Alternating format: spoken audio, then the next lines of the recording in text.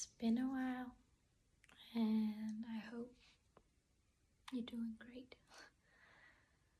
I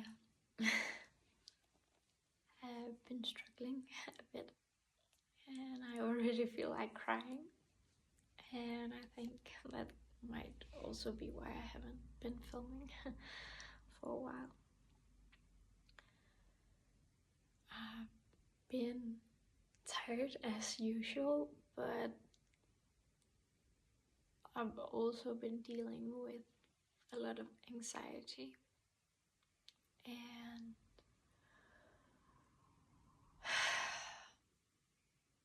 then I say that I've been tired or exhausted like usual, but I've been to a point where it feels like things are getting worse, but in a way there are also stuff that I can do more of. And I think today I got the realization that in the morning when I wake up, I feel more exhausted than when I went to bed. And I've been waking up feeling sad.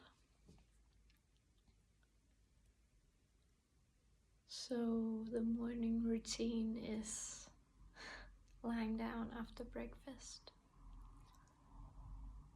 And then slowly, as the day progresses, I get more energy and I go for walks or paint or try to clean the mess that has been a mess for months.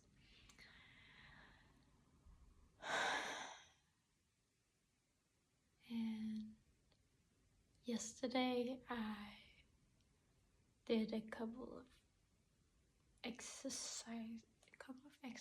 I did some movements that I haven't been doing for a long time, and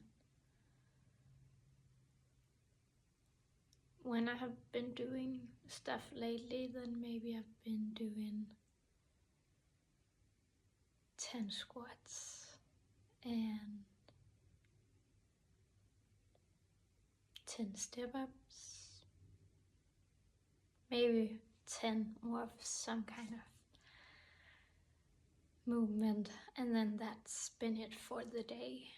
And yesterday I made 10 reps of 9 different movements, or some of them were the same but with pauses between. And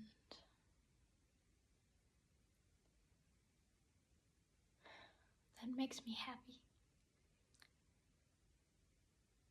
I think I have a tendency to go from the happiness from what I can do to sadness of where I want to be, what I would like to be able to do right now.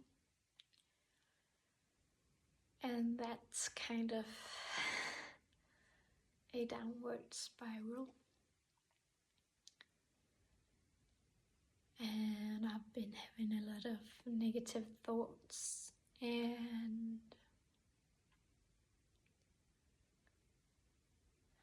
I've been telling myself that what I have to contribute isn't enough, even though when I think about it, when I make my videos, I know how much, and I say just because it isn't just a comment, but I know how much that can mean to me. So me sharing, I know that it can make an impact, even though my mind tries to tell me otherwise sometimes.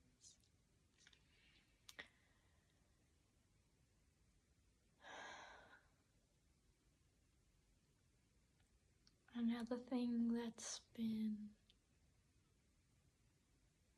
weighing on me, I guess, was I was on a week-long vacation with my parents, and I'm very grateful that they brought me along, and I've been going to the same place with them the last 4 years. Sometimes my brother has been with us on the vacation, and but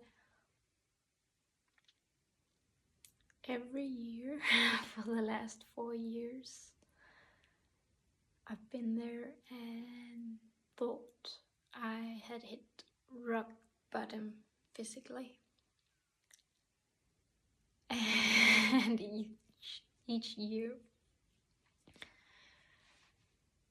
I have been able to do less the next year physically.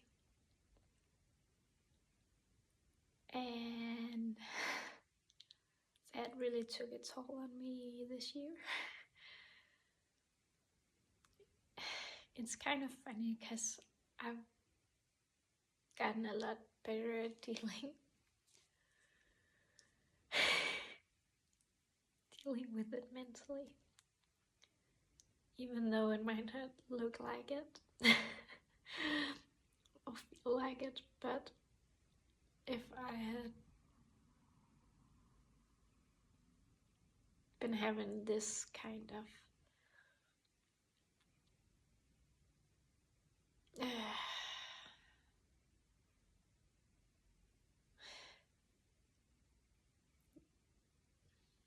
physical abilities, if they had been like this 4 years ago, I think I would have given up.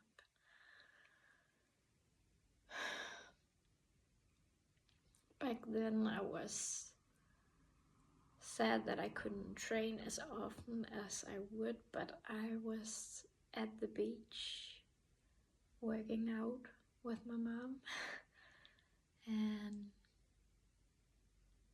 oh, there was a yellow butterfly that made me happy.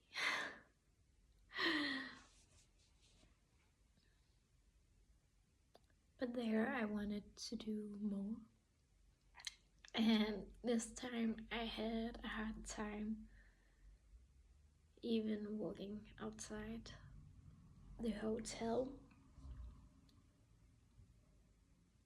But when I lay down in the sun, I just felt like it was vacation. It was relaxation. It felt like I was recharging a sun, charging battery,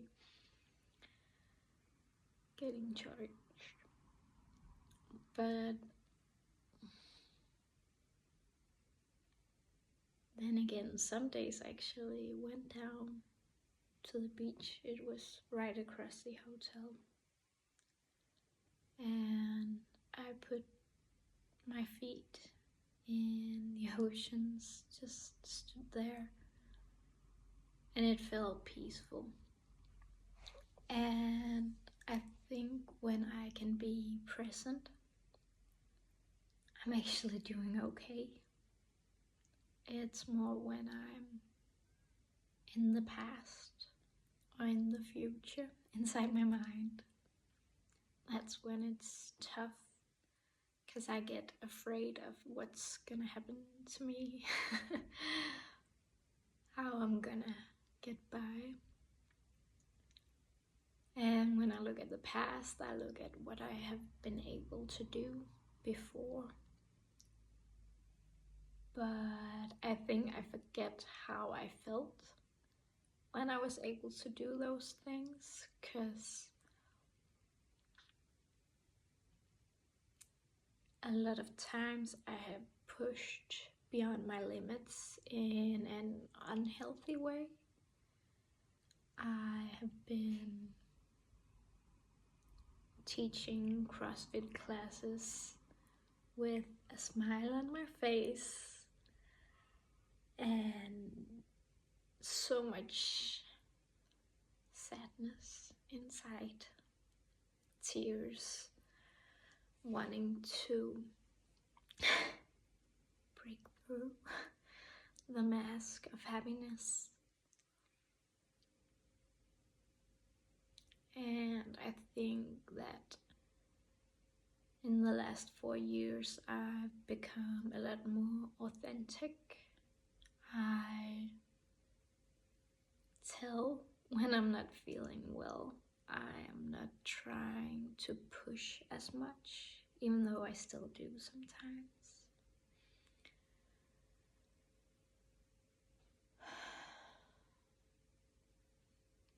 But I think with the exhaustion, sometimes it's hard to know when I have to take time for me and just be, and when that becomes a coping mechanism and a distancing from others, from connecting. And I'm getting distracted by birds. There are just 2 pairs of birds landing in a tree nearby. I think this journey has taught me a lot about appreciating the little things. And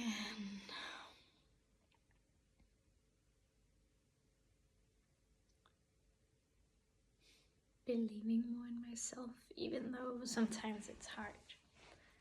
And today, before filming, I didn't know I was going to film, but I pulled some of my cards that I have painted on the back of PS Koya playing cards, and just that I made almost an entire card deck in the last, it's under a year that I've been physically creating them, but I think I've had the idea for a long time. But in the beginning it was like, but if I'm going to make a card deck of over 50 cards, I need to know what's gonna be on each card, and I need to know the meaning, and it needs to work together, and I need to know what they're gonna look like so they fit together. And I put so much pressure on it that it didn't happen.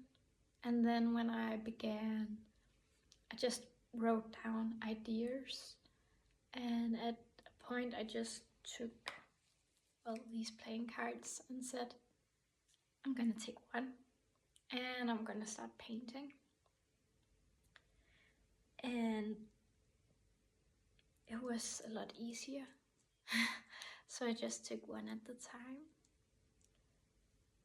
And I hope what I'm saying today makes sense, that there's some sort of red thread throughout of it, because I'm feeling like I'm a little bit all over the place. But yeah.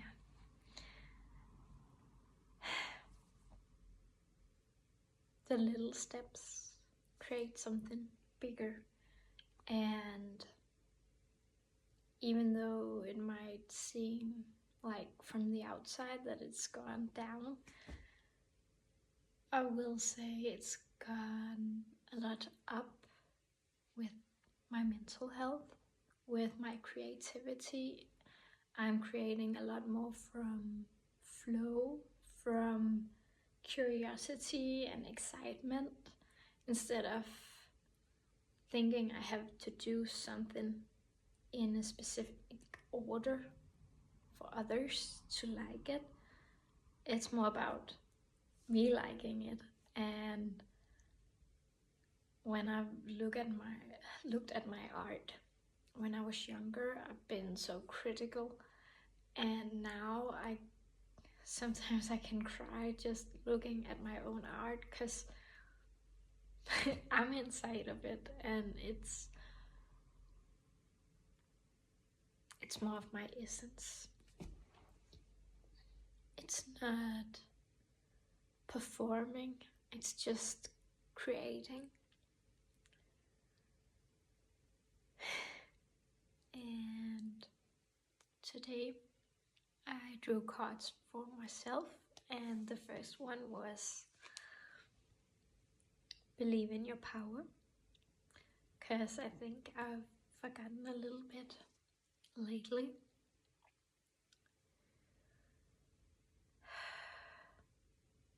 How much power I hold,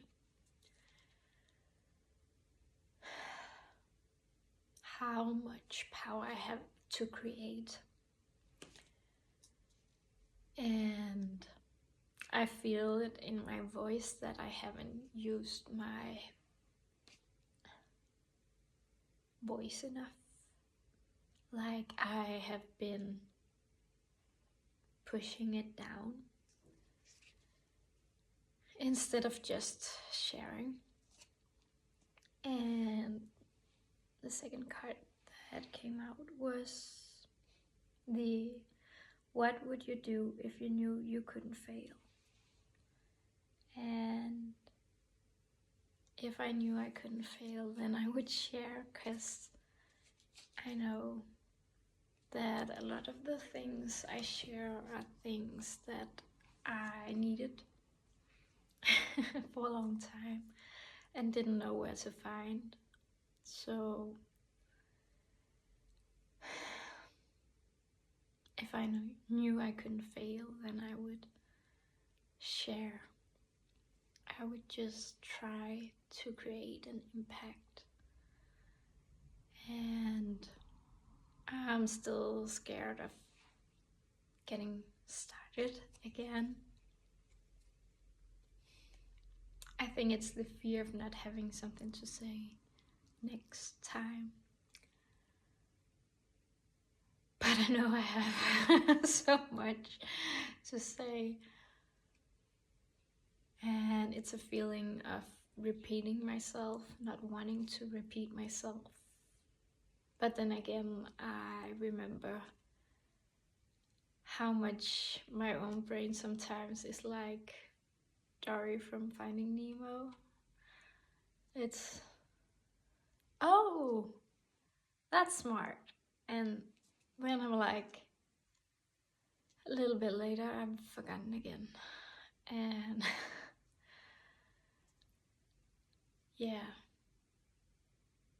sometimes we need to hear it again and again and again and again and again for it to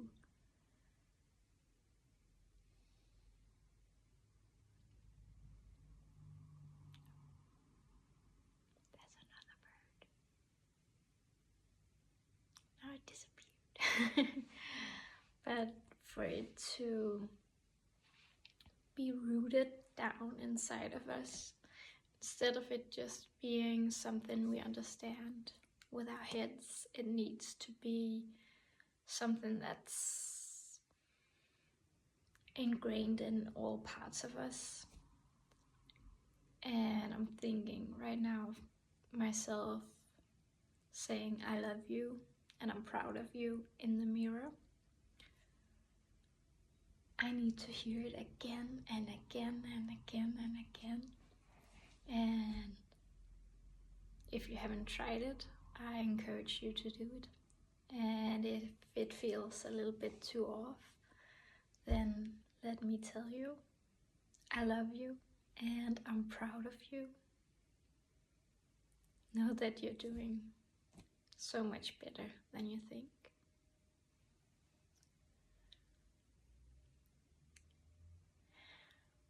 Yeah. Another thing I wanted to share was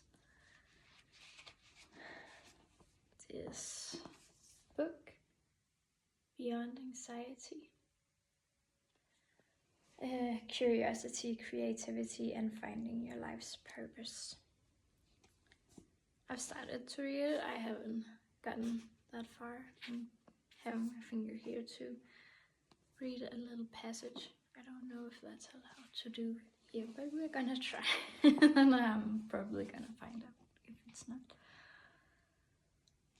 But yeah,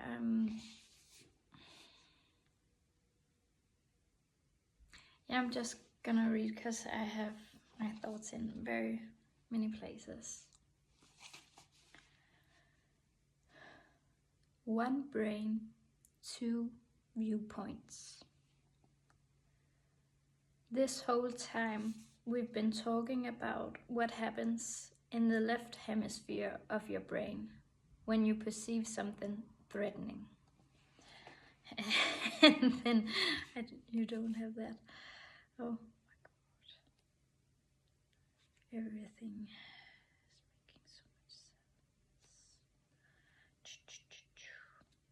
Just trying to find out if we can see what happens in each side of the brain.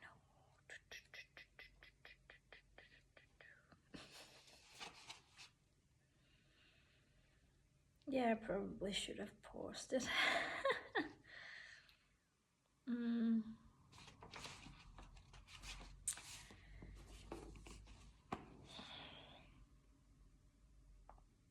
I'm gonna try to read it.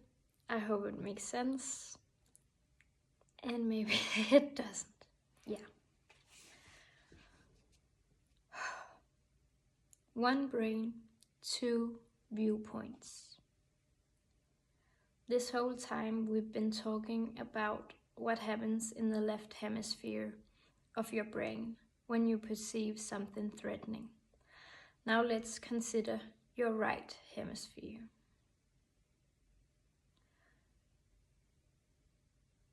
That's as far as you have to go to begin freeing yourself from anxiety. It's also the best position from which to solve the real valid difficulties we face as individuals and as a species. Throughout this book, I'll talk a lot about the differences between the left and right brain hemispheres. I realize this is a simplification. At any given moment, both your brain hemispheres are up and running, trading information, shaping your behavior in complex, multi-part harmony.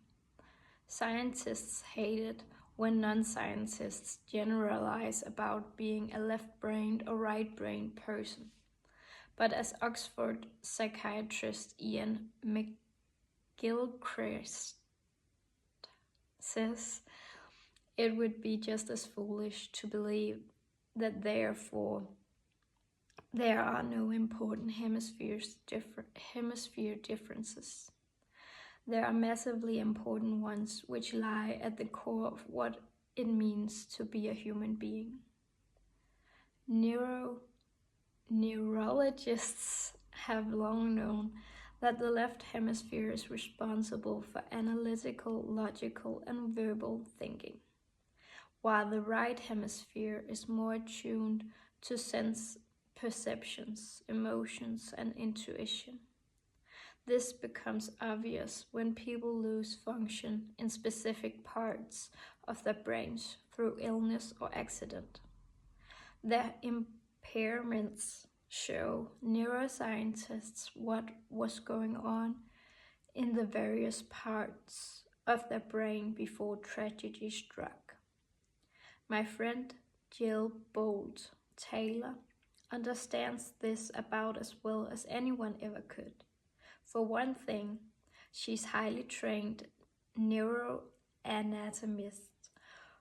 For another, while working as a brain scientist at Harvard, Jill suffered a massive stroke that temporarily disabled much of her left hemisphere. She is the person who first told me, both in her written work and in conversation, that talking about the amygdala or the neurocortex as a singular structure is misleading. Having studied and lived the difference between the two hemispheres, Jill is exquisitely aware that the two halves of the brain perform very different functions in very different ways. I'm just gonna pick something up, come back, I'm gonna pause it. It was just as I read, I remembered this one. It's in Danish, but it's Befriend Your Brain's Amygdala. And it's more of like a simplified, almost a kid's book, but there's like an illustration of these two almond-like shapes, and that's the amygdala.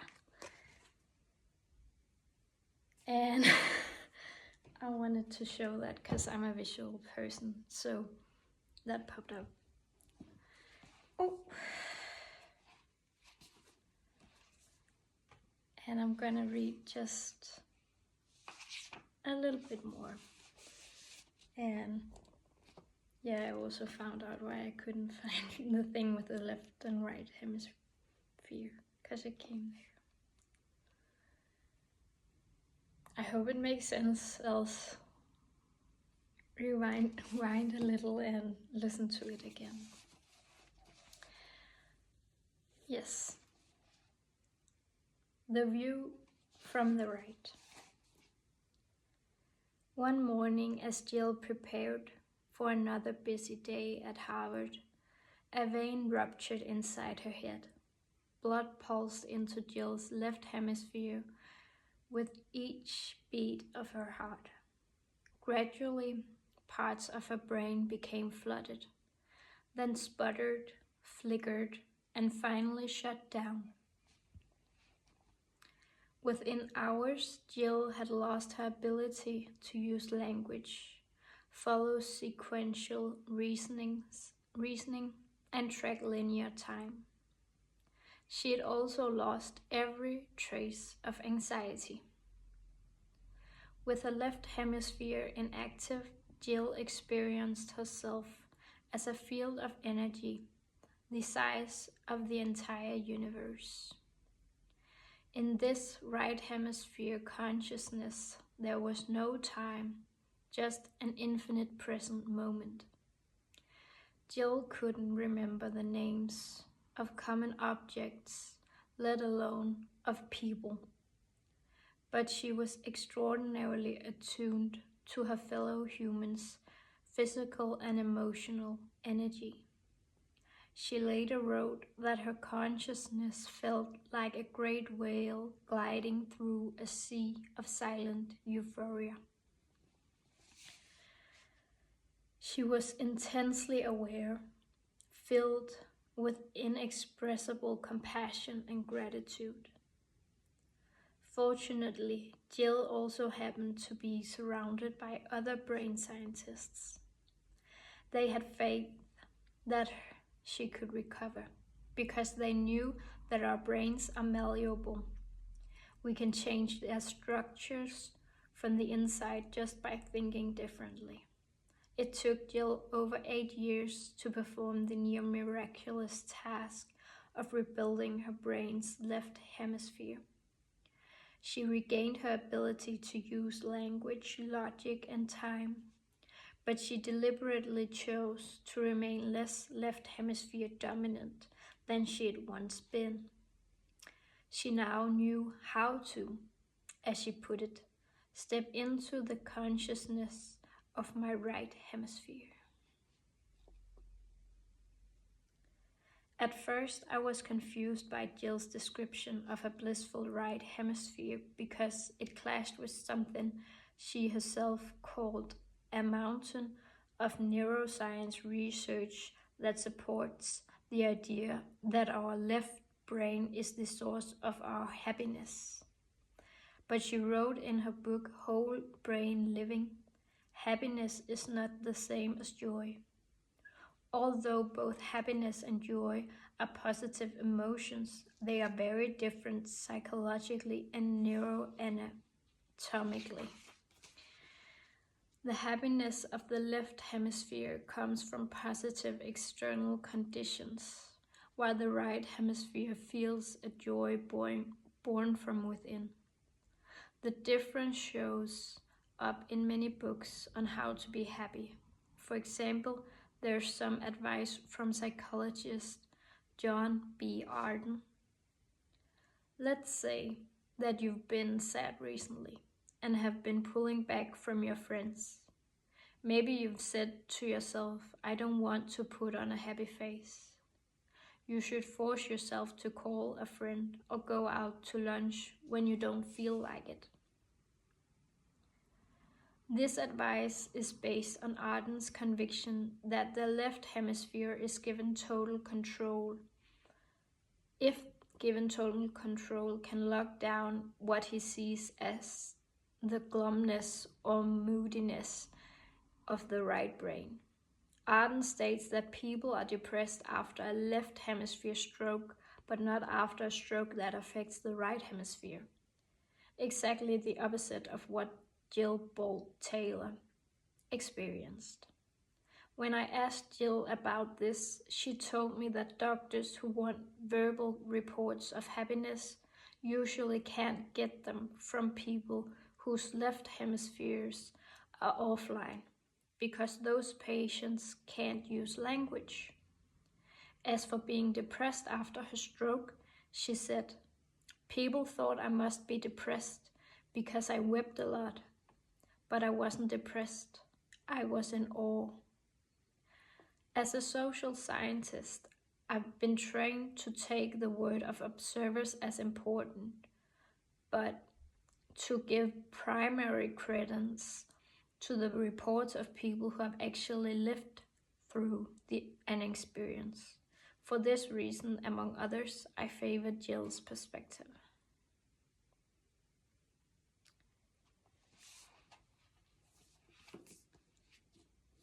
Yeah, I wanted to share that.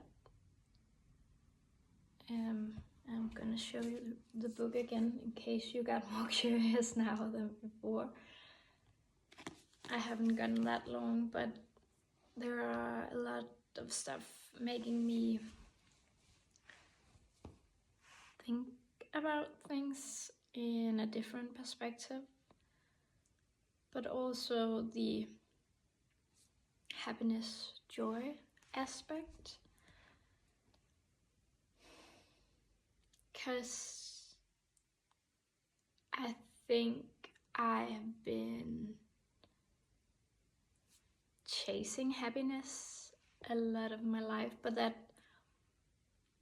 was happiness happening because of outside circumstances, whereas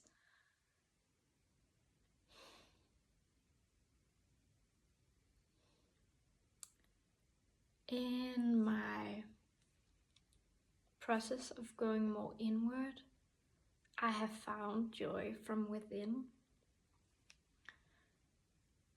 And that also comes and goes.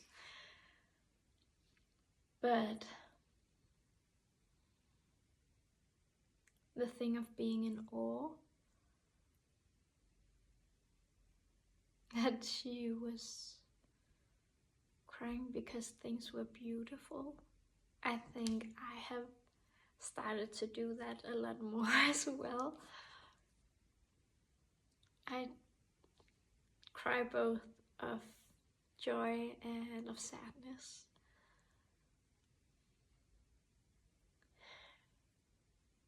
When I look at the stars, or when I saw the butterfly in the start of the video, I felt this joy for just being able to see it. And I think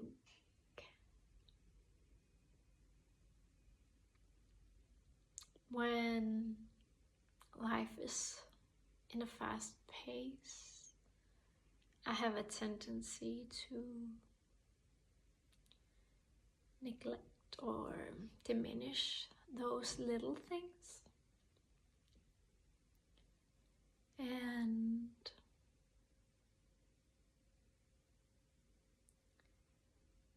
yeah, I'm thinking I'm gonna get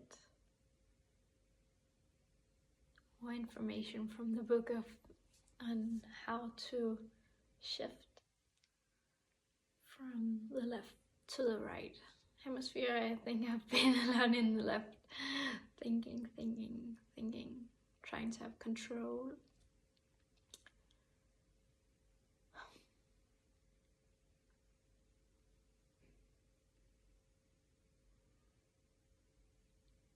Where the thing about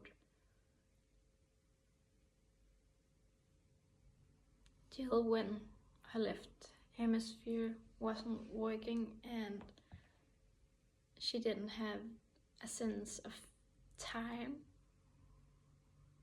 I'm thinking of when I create. I just am. There isn't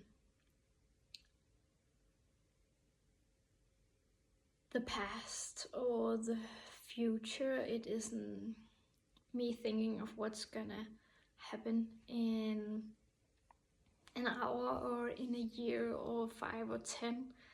And I'm not thinking about what happened yesterday or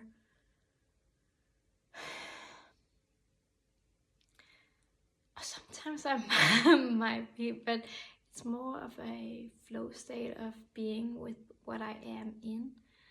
And if something comes up, it's more like moving through me more than it's stuck.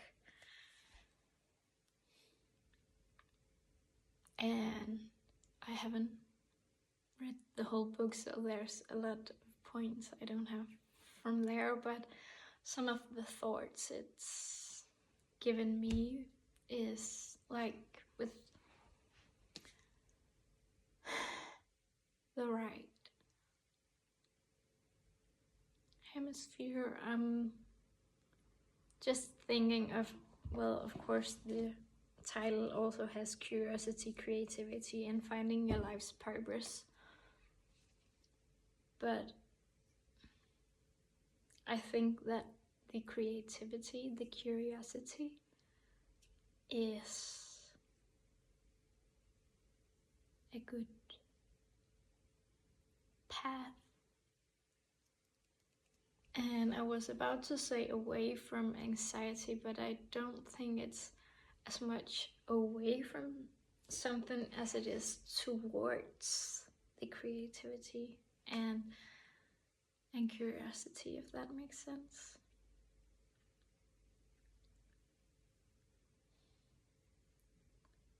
And I think that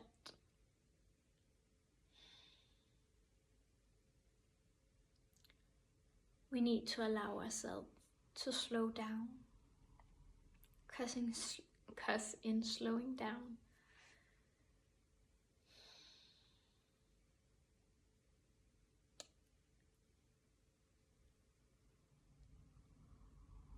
the chaos subsides. It's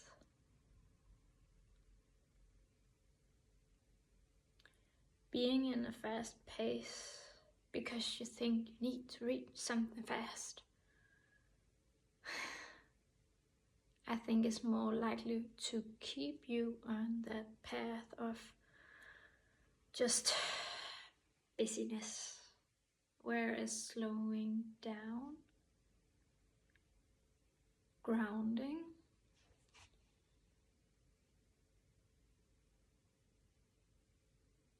you have time to get to know yourself, get to know your values, what is and isn't important to you.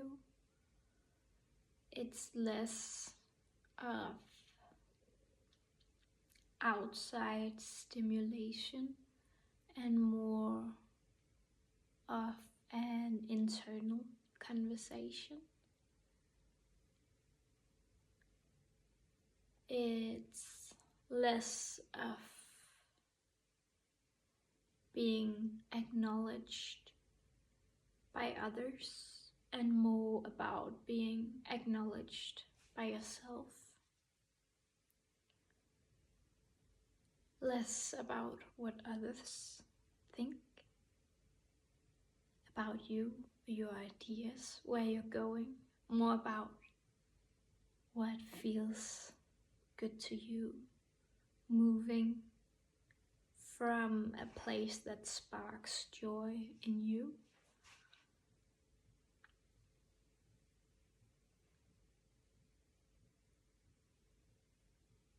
It's creating from passion and creativity. And when I say creativity, I think that flourishes best when you're curious, when you're in a childlike state. You know, if you walk with a child, they stop here, they stop there, looking at this, looking at that. Wow, everything is new, exciting. They need to touch it, feel it. Can it be thrown? Maybe it hits something that wasn't good, that was good, or it hits water and there are ripples. This way of seeing the world like you never experienced it before. Whereas in the busyness of I need to create, to put something out there, is this in alignment, this chaotic, almost fear of failure, which either puts you on a very slim path, because you could do something entirely different, but you go back to this thing because that's familiar, we're doing that. And as I say that, I'm thinking of my drawings. I draw flowers a lot, and I know I can draw flowers, and then I draw flowers in another color, and flowers and flowers and flowers and flowers, because I know I can do that.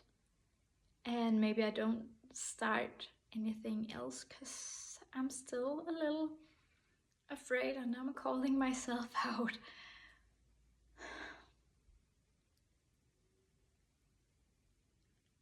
Because it's keeping the line thin. But then again,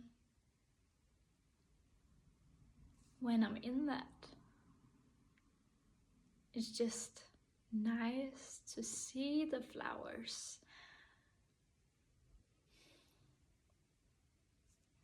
I think it's kind of a middle way. I think I'm more afraid to fail when I draw than when I paint, because I know I can paint it over. And it's more broad brush strokes than it's fine little lines. I also draw on my paintings. And there's a difference if I paint flow and just go where I feel like there's movement, where there's energy. Or if I think I need to paint this specific picture, because when I start a painting, I usually have no idea how it's gonna end. Or sometimes I have an idea but know that it probably isn't gonna look like that anyways. But just knowing that this is the vision that I'm starting with, that makes me start.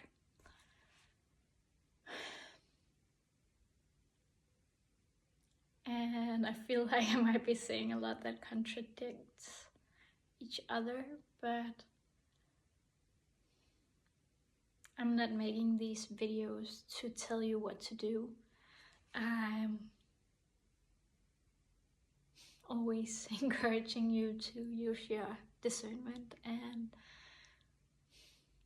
make your own judgments about things. But I'm sharing to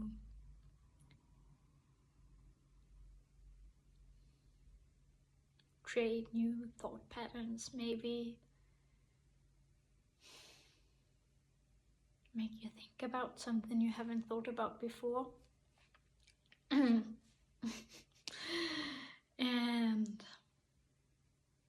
I'm trying to just share even when I feel like my voice is scratchy and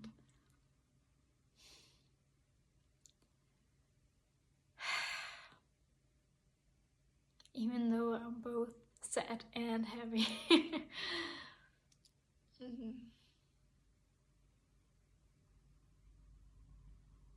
Sharing when I know I am enough, but still not really feeling like it. But as I've been talking, I feel more and more confident again.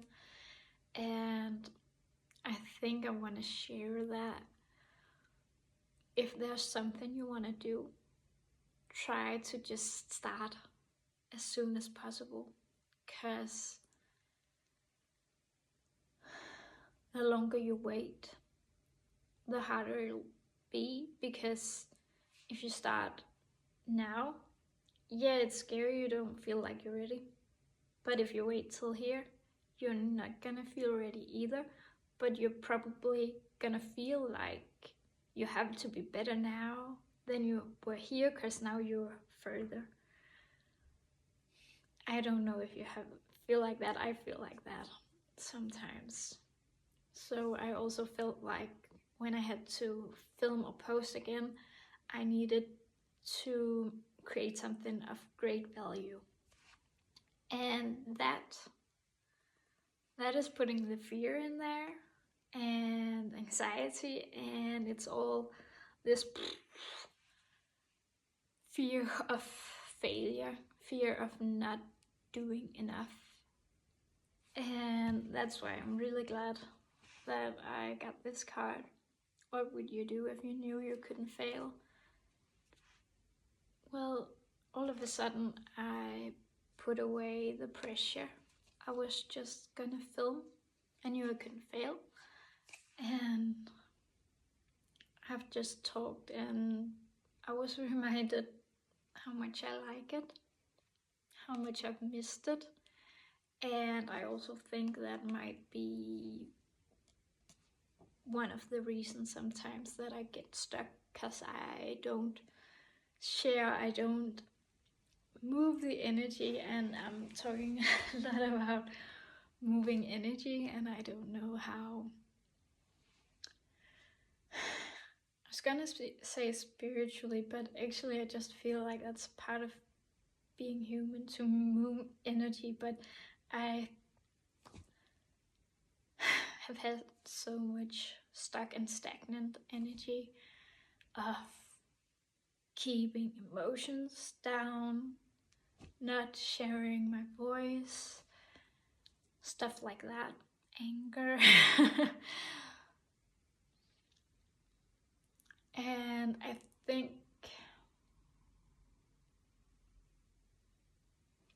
that when we move the energy, sometimes it can be, through moving. My hands are moving a lot. I've always used them to gesture.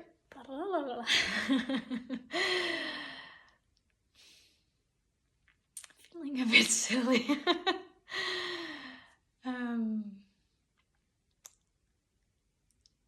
But moving your body, I also think when I work out, I get energy moved, but by doing yoga or really slow stuff, just like doing these things with my hands, it's more in moving slowly. It's more of connecting to myself, feeling inward, instead of, when I've done CrossFit, it's more go, go, go. And I do move, but sometimes I don't feel my body as much as it is the adrenaline and the eye on the finish line, or the ones around me that I want to be faster than or something. So yeah, if you haven't tried it, I can really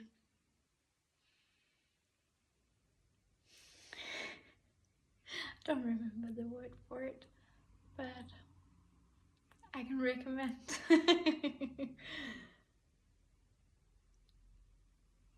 Trying to move slowly, or just lie down, do a body scan, feel each part of your body. How is it feeling? Maybe just actually physically feel your body. Thank you for listening. I hope you enjoyed it, and I hope you have a great day. Bye.